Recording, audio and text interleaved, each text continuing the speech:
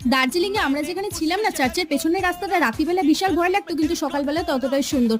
যাকে একটা দোকানে চা খাবো বলে গেলাম, কিন্তু চা আর মুখে তুলতে পারিনি, কারণ ভালো ছিল না। ব্রেকফাস্টে অনেক কিছু ছিল, যদিও ডিমটা ট্রান্সফার করে দিয়েছে অন্য প্লেটে। মাঝখানে একটু দাঁড়িয়ে নিয়ে গোল গোল করে ঘুরে নিলাম।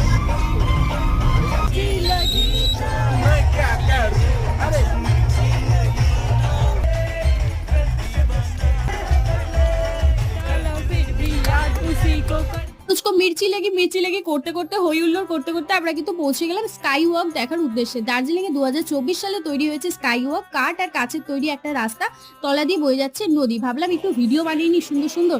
চুলগুলো এরকম মোরগের মতো লাগছিল সেটা জানতাম না। যাকে তারপরে এলাম খাবার দাবার করতে, সেটা সেরে চললাম জামুনির উদ্দেশ্যে। আর এই জায়গাটায় না প্রচুর গরম, তা এত সুন্দর একটা জল দেখে কি আর থাকা যায়। সবাই মিলে নেমে পড়লাম জলে স্নান টান করবো বলে। আর রাত্রিবেলা গিয়ে যেন আনলিমিটেড মোমো খেয়েছি। মানে আমার আনলিমিটেড মানে 10টা, তোমরা ম্যাক্সিমাম কটা মোমো খেতে পারো?